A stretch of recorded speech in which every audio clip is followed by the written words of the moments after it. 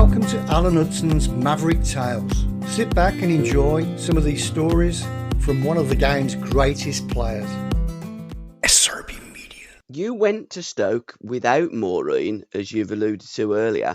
At what stage did Maureen join you in the Potteries? I can't remember. I was enjoying myself so much. Yeah, I moved in a new house, and my friend, a great friend of mine called Bobby Eyre, he's still around. Bobby, he lives just up the road from me. I don't see him much, but I love him to death. He come up. I bought a new stereo from High Street, Kensington, and he come up with me to Stoke. And funnily enough, we took two young ladies up we went into the pub on the way, and they come and stayed with us for 2 or 3 days. So that's how I moved into my new home with two strange ladies. While Maureen was back here because she didn't want to leave the West End and go to somewhere like Stoke-on-Trent. That was below her, So yeah, I would live with Sir and Dame Judith for a little while, and I enjoyed my stay with them. I must say, Judith Hurst was fantastic for me. She was great. I can't speak highly enough of Judith. She looked after me as if I was a son, really. Yeah. Although she's not that old, Dame. Yeah, it was so easy to settle in there, and I think the life suited me. There was no binoculars on me. There was no Fleet Street. Yeah. No wonder he's having a nightmare. He's in the pub again, and all that. There was none of that. The people of Stoke-on-Trent expected you to be in the pub. If you didn't go in the pub, they would wonder why. That they're that way. They still are now. I was up there 3 weeks ago, and it's just a joy when you walk in, and they expected you to be around the place and everything else. Where in Chelsea, you had to. Every time someone looked at a pub in Chelsea or in London, anywhere, you wonder if they, were an informant or something, or part of a conspiracy. It's, so it was a dream move, really, in many ways, and it was too good to be true, and I suppose that's why it all went wrong. That freak gust of wind, that someone up there said he's enjoying himself too much here. We got to stop this. SRB Media. And an amazing story. This is true. 2 days ago, I get a phone call from a friend of mine who used to have a local bar in Fulham. He's a very well respected. He's an antique car dealer, very wealthy man. His name is Bobby Bentley. He won't mind me mentioning his name on air. He's been very, very successful. And he says, Al, I haven't spoken to him for quite a while. He moved out in Hampshire way. And he said, Al, he says, something's just weird really happened. I went, what? He said, I've just had a fella in my car showroom wanting to buy this beautiful car from me. And he said he's from Stoke-on-Trent. So I went, oh, really? I said, good people. He went, oh, good people. He said, he loves you. He said, he's Stoke City fan. And he said, my hero is Alan Hudson. He said, well, he says, he's a very, very good friend of mine. He said, oh, good, give him my regards. And he said, let me tell you a story about him. So he said, I'm at home one night, he said, with my wife, and there's a knock on the door. He says, and it's Alan. He said, and he's covered in blood. Blimey. And he said, are you Stoke City supporters? So they said, yes. He said, well, can you do me a favour? 1, can you call the AA? And 2, can you call me a cab? So a cab got there. I jumped in a cab and went home. They called the AA to pull my Mini out of another ditch right down the road from them. This one weren't on top of the roundabout. This was another case. And this fella walked into his showroom and told him the story. He said, I would laugh, and he said, I can just imagine it. I said, well, I got back to my home in Barlaston, and there was a police car outside my house, and I had to go around the back door and hide and wait till they're gone. So I got crept in the back door, and my missus went, well, they found the car in the ditch, but they can't, they've had the police dogs looking over, because I hit another 10 yards to left ball, I hit the brick wall and not the bush. And they sent the police dogs over the back where there was a big park over the back. They've had the police dogs out, and they said they found the car, but there's no body. I said, well, I've been here in the garden for half an hour waiting for them to go. I've been watching you talk to them through the window. So, Oh, dear God. oh, mate. So it's ironical that I was going to pull you on that one. It's not I'm a bad driver. I'm a bad, what do you call it? What do they call you when you cross the road? You're a liability. A liability, yeah. SRB Media. It was, in fact, I was talking to Paul today, and I was just been reading his book, Paul Merson. Okay. And he tells the story in his book. I know the story. You might have heard the story, but while he was playing for Portsmouth, he said to Harry one day, "Look," he said, "Harry," he says, I feel a little bit tired." He says, "I think I need a break." So he said, "Well," he said, "you're only coming in 3 days a week anyway," because I think he just left Villa or something, hadn't he? And he'd gone. He said, "Well, you're only doing 3 days a week. You're coming down." He said, "Well," he said, "but Harry," he says, I'm just feel a little bit tired." He said, "Well, go on." He says, "Have 2 weeks off." He says, "Well, I've been gambling too much." He says, "So I'm going to go book myself into the Priory, to the Gambling Anonymous." He said, "Well, you go and do that. Well done." He says, "That's good." He said, "And when you come back, I want you spot on, but do some training when you're at the Priory. Just do a bit of jogging and tick over." He said, "Anyway," he says, I've gone," and he said, "I've gone home." He said, "I've to the missus, pack your bags, we're going to Barbados." So he says, we're sitting on the beach in Barbados. He says, this fella comes by, and he says, "Paul, how are you?" He says, "Yeah, I'm good." He says, "Oh, you enjoyed yourself?" He said, "Yeah, lovely." He said, "I've got a nice glass of wine there, a bottle of wine." He said, "Can I join you?" He said, "Yeah, sit down and have a drink." He said, we sat there, we had an hour together, and he said, "That's good." He says, and as he left, he went, "Oh, by the way," he said, "I'm good friends with Harry." So Merson said, thought to himself, he goes, "Oh my God, what's going on now? He's going to tell Harry. I'm supposed to be in the Priory." So he said, "I'll get back," and I found out that this fella had phoned Harry, and Harry says, "I've just seen one of your players." And he went, "Well, who would that be?" He said, "Paul Merson." He says, "Oh, don't tell me you got an addiction as well." He said, "What do you mean?" He said, "Well," he said he's in a clinic. He's addicted to gambling and drinking and everything. Have you have addiction? He said, "You got what addiction you got?" He said, "No." He said, "I'm in Barbados." He said, I'm sitting with him on the beach." He went, "Oh." So anyway, Merson gets back, and he said, I'm expecting a right bollocking from Harry, and he said, "I got home and Harry never said a word." He said he didn't say a word to me. He said he knew that I had to perform, and he said he never ever brought the subject up. And for me, that's great management. Yes.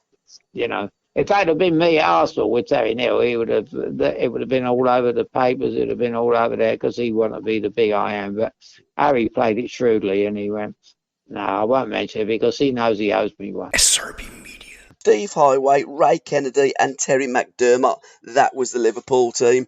And as you said, oh, great team. But as you said, Al, you were struggling because of the injury previously. SRB Media. Tony watered the pitch. What happened that day when you got to the Victoria ground? Because you didn't think that you were playing, and you told Tony that you wasn't fit enough to play.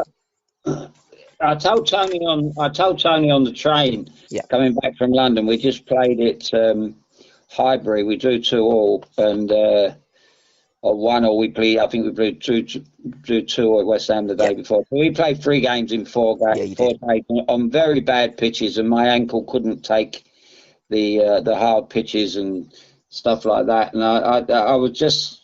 I wouldn't say I was in pain with my ankle. I just knew if I'd have played on the Monday, it would have just done more damage. It was untreatable, and because I'd been playing all the time, the doctors at Stoke weren't that good. I mean, our doctor was a gynecologist, so that just tells you about Yeah. what he knew about ankles and knees. And then when confronting Tony, I said, "Look, Tony," I said, I spoke to him like I spoke to my dad and my best friend. I said, "Look, I think Monday's going to be out for me. It's heartbreaking, but it's really today they call it was it 2 points a win then? Yeah, it was. Yep. Yeah, today they call it a 6-pointer, but in them days, I mean, it was a difference between us going on and winning the league or Liverpool going on to win it, really, because I truly believe when you mention our team, read our team out, and then you read the Liverpool team out, you wouldn't think that we could actually win the league. They had so many big name players and internationals or whatever. It just goes to show. After doing a show with Dennis Mortimer, who you put me on to the other day, that they won the European Cup with no internationals in their team. But I remember Tony's words to me were, "Look, when we get back, go into the hotel opposite, which we always did, the North Star's right opposite the station, and we'll have a few." He said, "We'll have a couple of drinks and we'll talk it over." So him and I got into the discussion, and he said, "Look, please do me one favour." He never used to ask me to do anything, and he said, "Look, when this bar closes, please go home. Don't go to a nightclub standing about on your ankle. Don't go out tomorrow, Sunday, and have a drink down your local.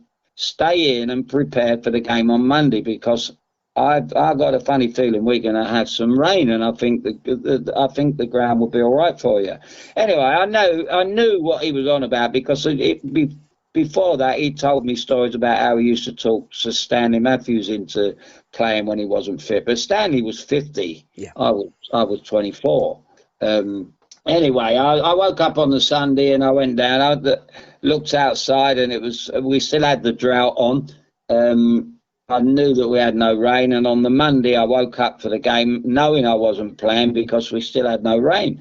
I got dressed. I prepared just as if I was playing, but knowing I wasn't, which was even more heartbreaking. And got in my car, drove down the A34, and all the way thinking, how am I going to sit through this match? That's all over my mind. I'm going to have to leave. If Liverpool go 1-0 up, I'm just going to have to leave, get in my car and come home, because it was that vital a match. And I got to as at Stoke City, there was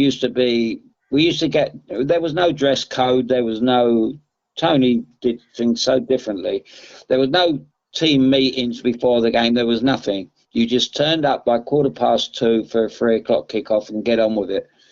And I got there about 2:10 as usual, signed the autographs outside the ground, only a handful of people, and walked through, really despondent, and walked straight into the dressing room, which it was a very tiny corridor. The Stoke City ground was very small, and I walked in there and I see my boots there sparkling and my shirt hanging up, and a couple of other players but I was quite ignorant about who was in the dressing room, and I just turned around and thought I'd walk in to see Tony and say to him, "Like, you tried this with Stan, it might have worked with Stan, but it's not going to work with me, because I'm not going to play against Liverpool, play badly, and we get beat because of my ankle." It was that bad. And I got towards his door, and as I got towards his door, something kind of clicked in my mind, and I turned back. And I walked down the tunnel, and as I walked down the tunnel, 3 or 4 of the Liverpool players were coming up with mud on their shoes.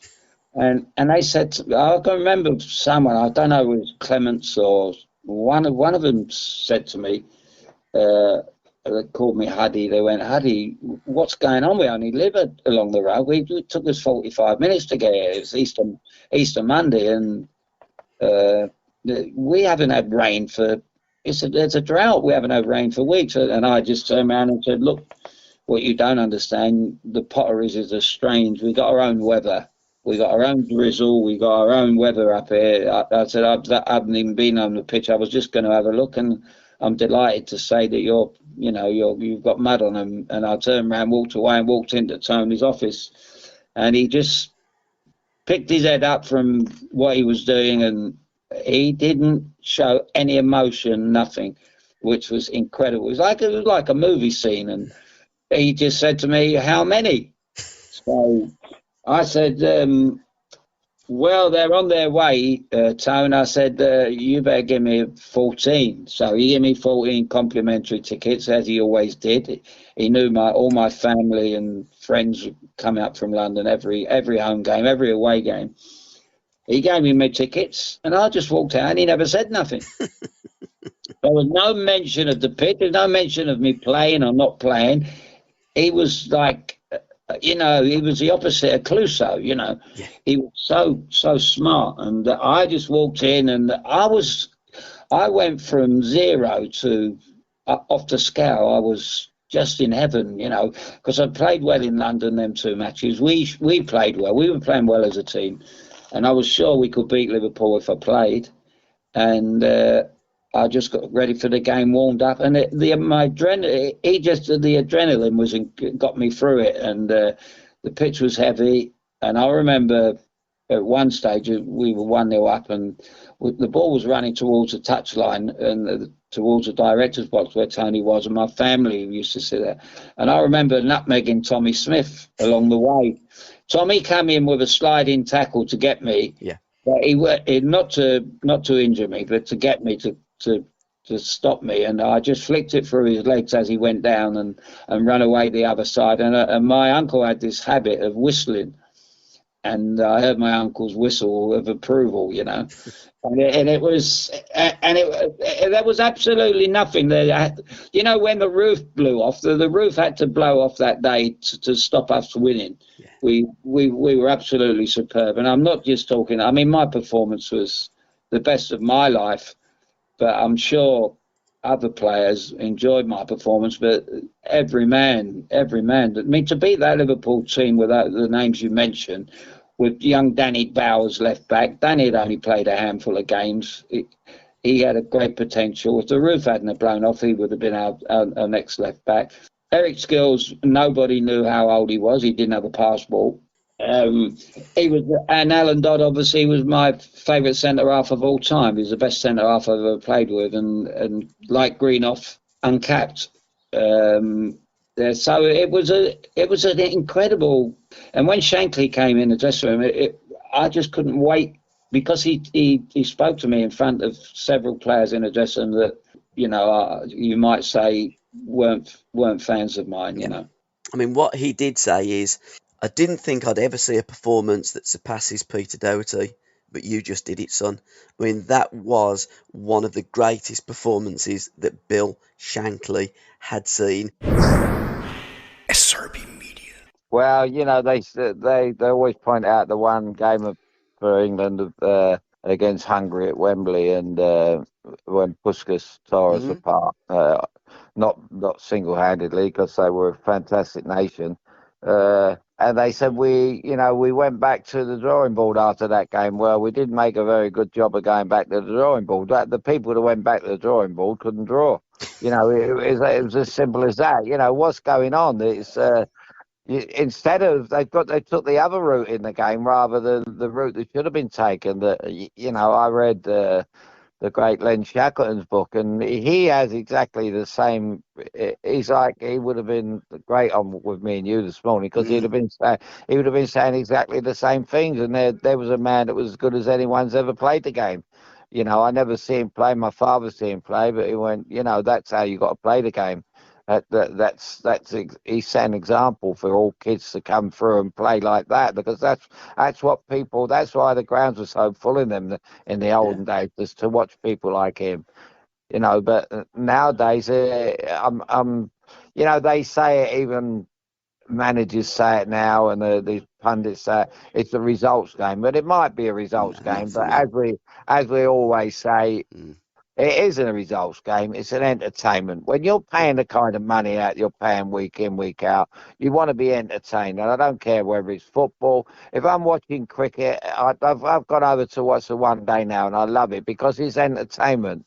It's watching people. It's watching two great cricketers play against each other and try and outdo one another. A great bowler against a great batsman.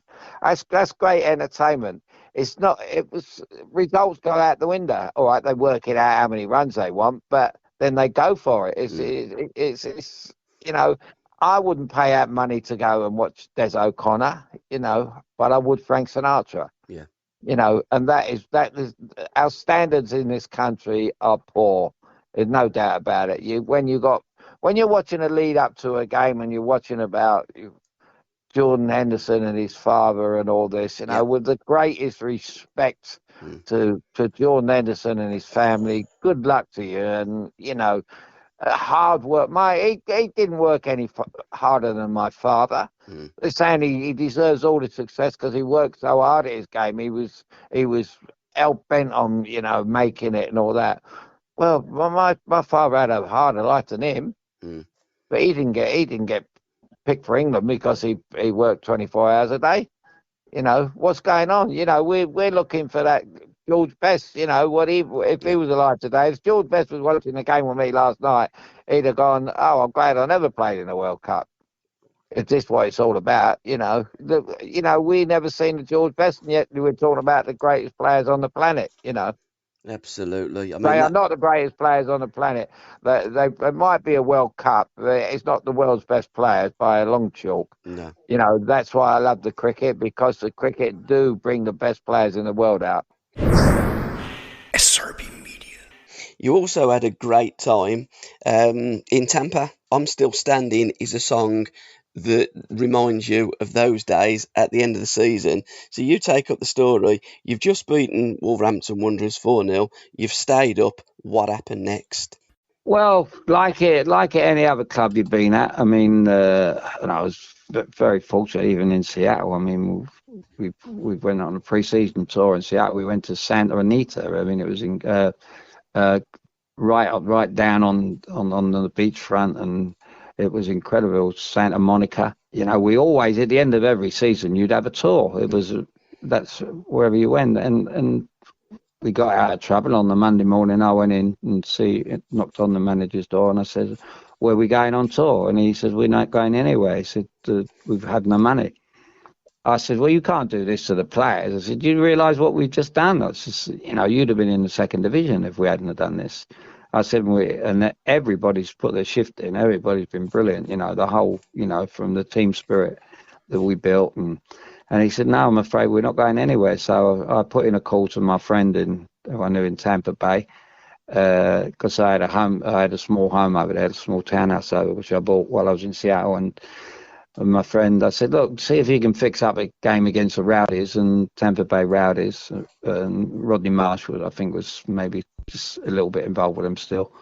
And all we need is them to pay our airfare and our flights, and we'll give you a game. And they agreed to it. And I went back into to Bill Asprey again and told him, and he become our manager again.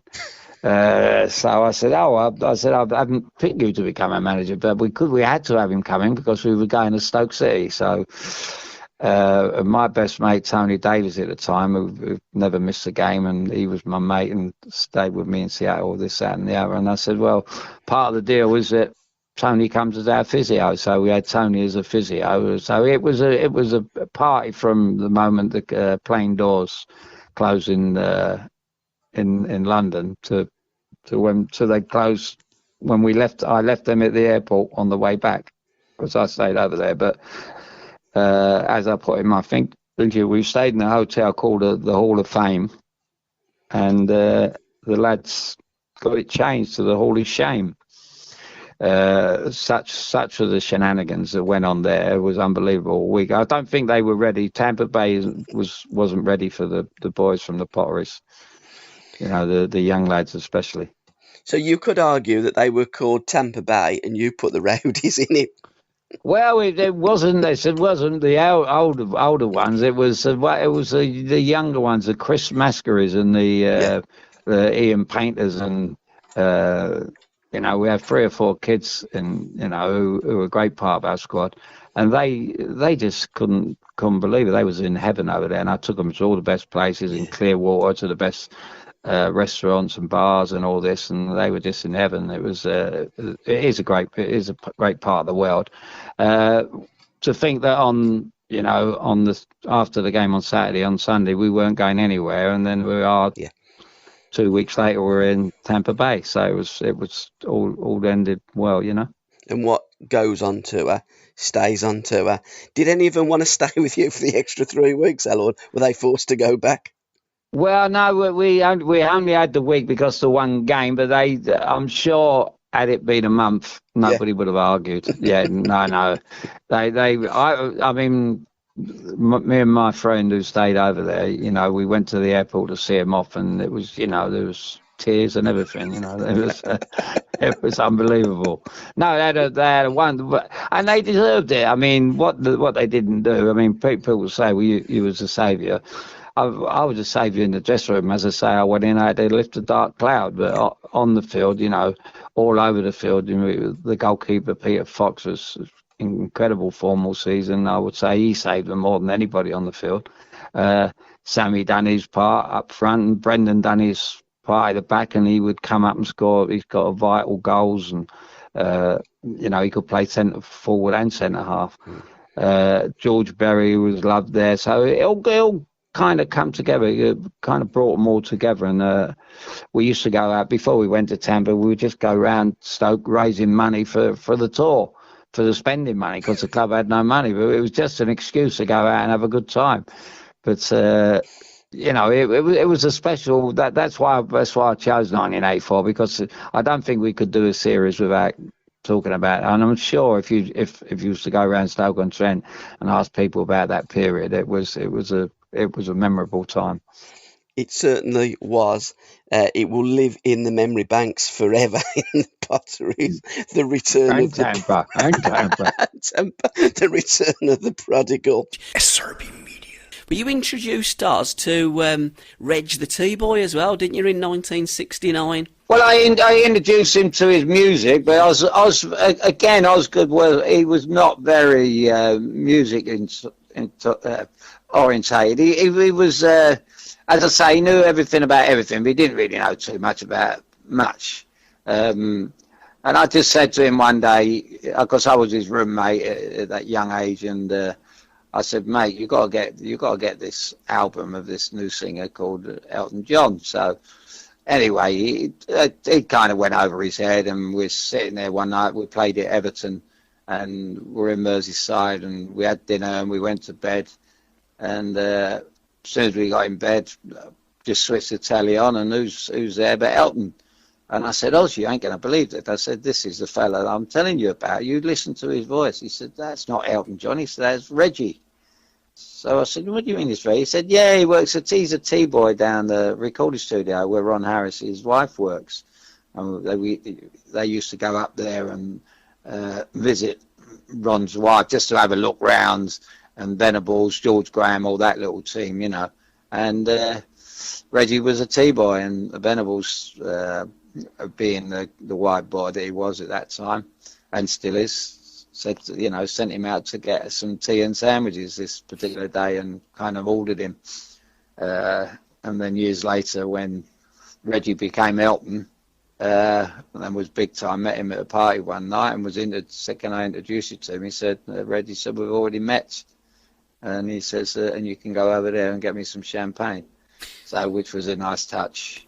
So he'd become Elton, and I mean, I love Elton John, and I just love the way he is, and not only his music, where he's come from, his background, everything, and how he approaches everything. And on this show the other night, he just loves helping other people to improve their music, and he loves working with them. I think, as a footballer, I was the same with kids playing. I used to help kids after training or whatever, just trying to improve them, and he's the same in music terms. And to listen to the rest of this podcast, head on over to www.patreon.com/SRB Media. Thank you.